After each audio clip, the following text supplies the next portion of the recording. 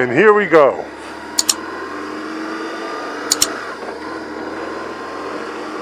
So what should we talk about today? How about, let's talk about the algorithm. What is the YouTube algorithm and why does it matter?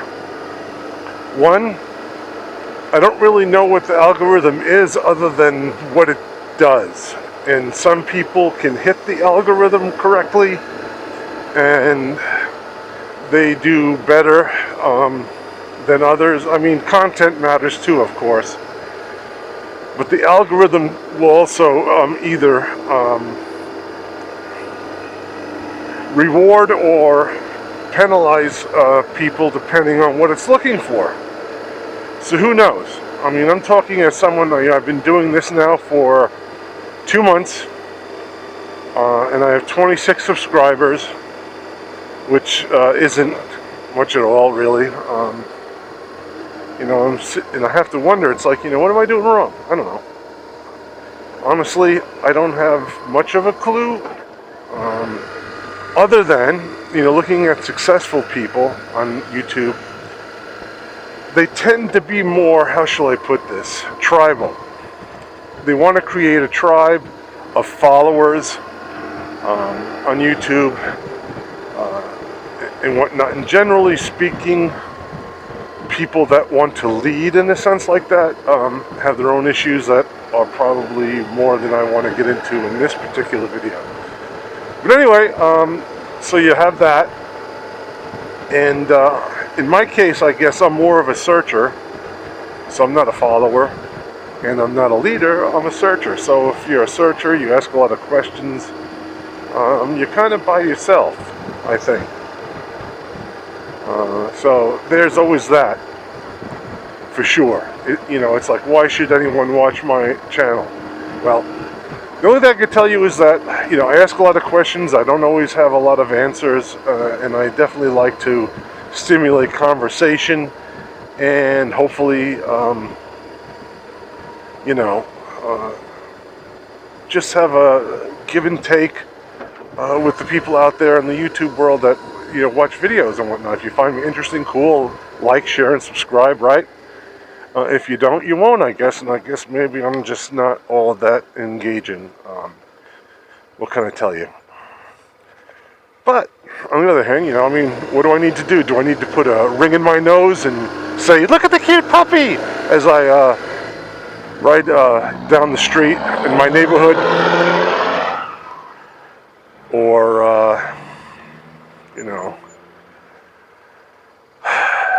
take on some affected pirate voice? I don't know. You tell me. And yet there are guys that grind it out there day after day, like Sean Smokes, which I think he puts out nice videos, and he's himself. But he's been doing it for, 6-7 years or something like that. And I think he's around 28,000 subscribers, which is pretty good.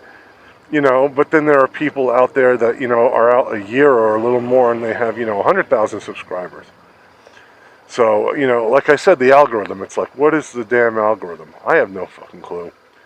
Other than there must be certain parameters they have that, if you fill them, you're going to get put out there in front, in search results.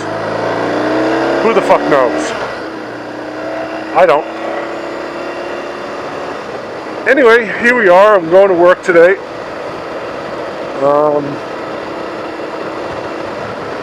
It's a Thursday morning. What is it? March 11th? I think, something like that. Let me get the windscreen up. It's getting a little noisy. And, let's see what the day brings. I have a few things I'm going to plate at work I got to take care of today. Like anybody else. And we'll see how it goes. Work is always work. What can I tell you? So now that I've gotten the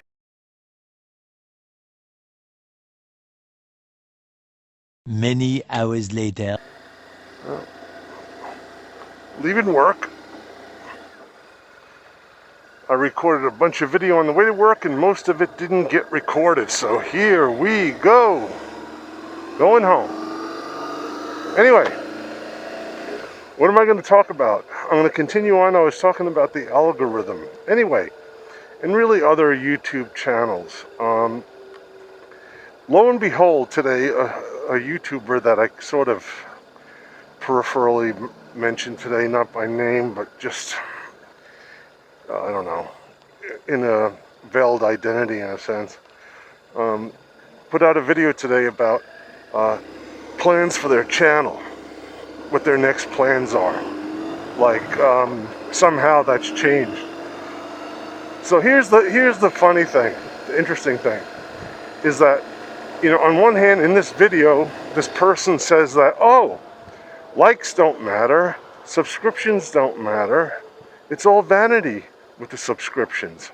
And yet, almost in the same breath, this person says, please subscribe. You know, I need subscribers, right? So what's the next plan? Oh, when I started out, I didn't expect anything. I didn't want anything. Now I'm getting all these inquiries, you know? But you matter, I don't, and all this other horse shit, whatever the hell this person said.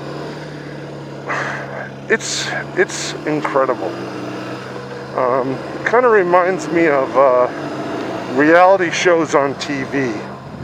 You know, it's like the reality shows are, you know, totally planned in plots. You know, it's a brand, and here's the thing about branding. If you're making a brand, that means that you want to create a certain perception of what you want the world to see. And that in and of itself is inauthentic. So who are we really dealing with? So in this case, it's like this person says, oh, I'm your friend. Really? I don't know. I just find it kind of duplicitous and, I don't know, insincere, inauthentic. It's bullshit, you know. It's kind of like watching, you know, The Real Housewives of New Jersey or something like that. It's like, holy shit, this isn't reality. This is, you know, nonsense. But people like nonsense, I guess, you know. I guess that's what sells. I don't know. Again, back to the algorithm. What do I know? I'm just an IT supervisor here. Looking forward to retirement in a few years. Anyway, so that's back to, I guess, why I'm doing it. And really it comes down to, you know, like I just said, I have a few years until retirement. And there's something to do, you know. You know, I don't know. I'm just trying it out. Make a few friends. Maybe ask a few questions. Get into some conversation, some dialogue. I'm the type of person that likes to explore things. And whatnot, as opposed to, you know, I don't have, what's what I'm looking for here. This isn't a platform for me to, you know, espouse, you know, a certain line of thinking necessarily in terms of, what's the word I'm looking for, proselytizing. No, I'm not a proselytizer. But heck, we can discuss just about anything on this channel if you like. It doesn't have to be motorcycles, although it kind of is a little bit, you know. We all have that common interest, I think, riding motorcycles, whether it's, you know, Harley Davidson or BMW or one of the big four Japanese brands. Does it really matter? No, not at all. But it's, I guess it's one of the ties that bind. So there's always that. And if a year from now I'm still only at 26 subscribers, so be it. You know, I'm okay with that. But I just find it bizarre with the duplicity of some YouTubers. It's like they definitely have some narcissistic issues. If I was a therapist, I could make a career at some of the people, out of some of them, that's for damn sure. Luckily, I'm not. I would pull my hair out after a while, I think. What's left of it, that is. Actually, you know, whatever. So, how are you guys doing today? So I have a question for you.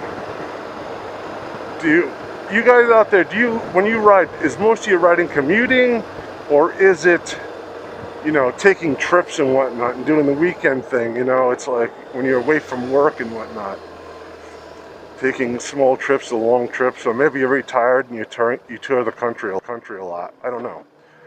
So if anyone wants to answer that, that's cool. Tell me why, not why you ride, but you could if you want, but like where you ride, how you ride. Do you commute? Like me, most of my riding is commuting every day. Not every day, but I don't take the motorcycle every day. Although there was a time when I first started with this job, I did it every day for over 8 months because of the parking allocations. I didn't have one. So the only one I could get was for a motorcycle to park anywhere on campus. And I rode rain, shine, 117 heat, whatever. And that kind of, broke me in a little bit. So anyway, how do you guys ride? And what do you think about the YouTube algorithm, the people out there that are fellow YouTubers? I think some of my subscribers are, smaller number than, the people that I've talked about so far. What do you think? I always like to hear what other people think, because it can give me insight into how things work, what the world's about, what they're about, understanding. Anyway, here we are. I'm going to put my visor down. Getting on the freeway here, trying to stay alive. Crazy. Not a good thing.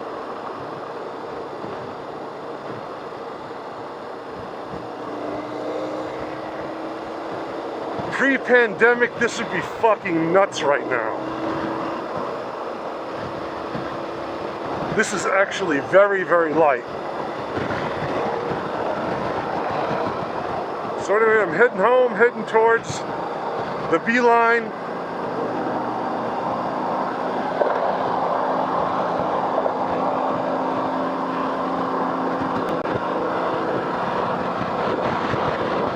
Looks like an old Valkyrie.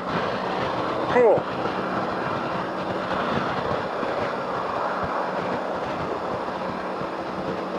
So how was your day at work today, people? Let me know. Mine was just okay.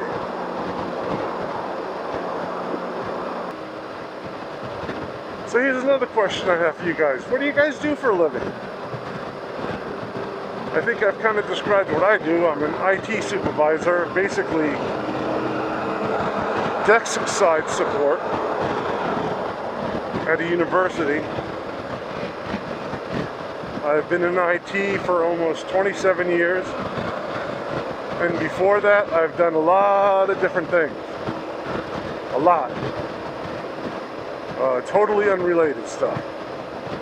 Like, for instance, I worked for a bail bond. I've been an investigator for the Child Protective Services doing a child abuse investigation. What else have I done? I worked in automotive repair at one time. I was a glazer at one time doing glass work. And that's just a few things. So I have a really broad experience when it comes to working, although I've been in IT for quite some time. I've probably been working about 42 years now total. So to give you some idea. So what do you guys do? What do you like to do? That's what you do for a living. Outside of work, hopefully we have hobbies too, like riding motorcycles. I used to play the drums. When I moved to Arizona, I sold my kit, which was a mistake. And I played drums for, probably, 35 years at least. I'm really into Rush, although I cannot play like Neil Peart. Or should I say, I'm never going to be as good as Neil Peart was. I appreciate his style, though, what it was, and whatnot. But style-wise, I'm probably more like a Bunny Carlos from Cheap Trick, or even Ringo a little bit, a simpler style and whatnot. But I appreciate the monsters out there, all sorts of styles. But I do like grooving. I think the groovers are really overlooked. Like Dave Garibaldi, Rick Marotta. Those guys could really groove. Anyway, enough with music. Or is it? You know, my wife's been trying to get me to buy bagpipes. She's part Scottish. And she's like, why don't you buy a set of bagpipes and learn how to play the bagpipes? I don't know, dude. I like them, believe it or not, the way they sound. But it's a tough instrument to learn.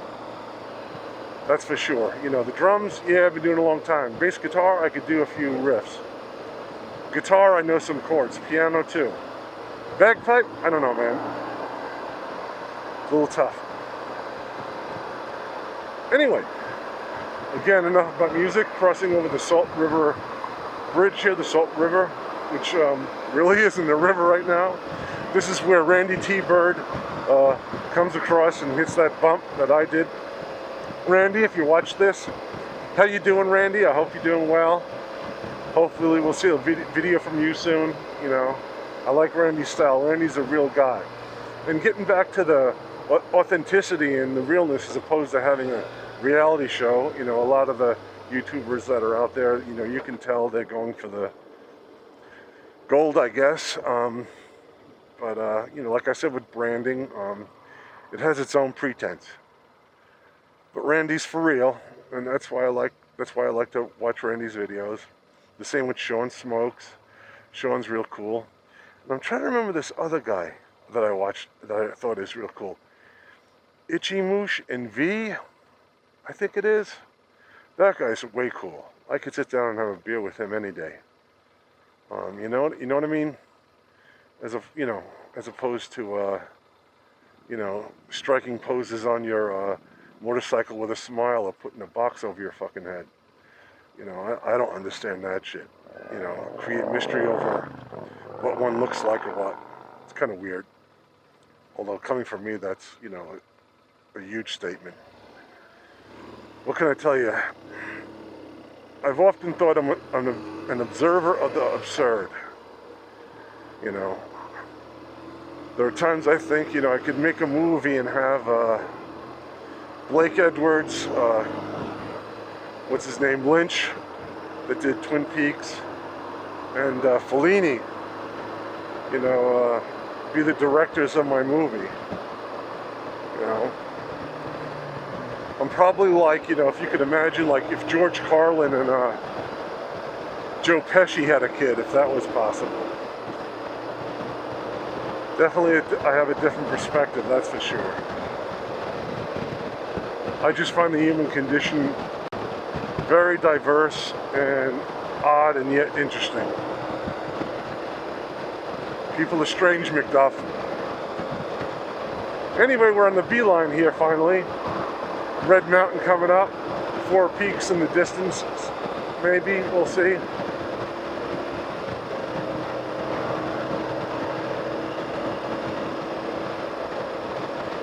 And that's about it. Got 4 peaks out there with Red Mountain.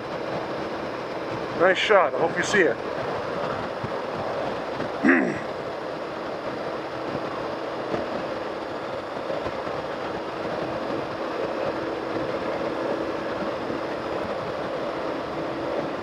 So do any of you guys have strange stories out there?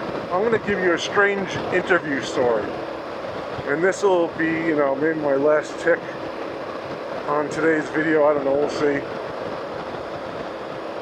40 years ago, I interviewed for a job at a security agency, like, you know, security guard. I was in college at the time, my first go around. And one of my classmates worked at this security company that did security for Jamaica Ash, which is like a waste management company on Long Island, or it was. I don't know if they're around anymore. Anyway, so this company did security for them, and probably other people as well. So my friend in my math class, I was taking calculus. Hey Jim, why don't you come work for so-and-so? I'll set up the interview for you. So okay, so he sets up the interview, go down there, I walk in the guy's office and he's German. And this is in 1981, and the guy's probably 60 years old for sure. Alright? And he's German. And he has a daughter, you know, I don't know how old she is. She's maybe 30, something like that. Blonde hair, blue eyes, the whole nine. And he has like a second in command that looks like something out of, I don't know what, Hogan's Heroes. You know, the long-waisted leather jacket that's double-breasted. You know what I'm talking about, probably. You know, and the guy looked, he was German too. And I was like, wow, these guys look a little serious. All right, let's see what he has to say, right? So I go into his office. And behind his desk is a 2 foot by 3 foot, like, I don't know what you want to call it, like a facsimile portrait, you know what I mean? Like a reproduced picture, lithograph of Adolf Hitler. No fucking shit. Anyway, I sit down, I say, well, I'm here, let me go see what this motherfucker has to say, right? It's gonna make a good story someday, I guess. Little did I know. Anyway, the guy says to me, can you look the Führer in the eye and tell me you're an honest man? I mean, dude, what the fuck? I don't know, man. My dad fought in World War II. He was a tail gunner on a B-17. He flew over Germany, 35 missions, bombed them. I don't know. I just like nodded my head, yeah, whatever, man. Thanks, I'm out. Anyway, that's probably the craziest interview I've ever had. Have any of you guys out there who are watching this had crazy interviews? Maybe you want to tell that story. Man, that's got to be one for the books, I'll tell you. So anyway, I'll leave you with that, at least for now. And you guys have a good rest of your week.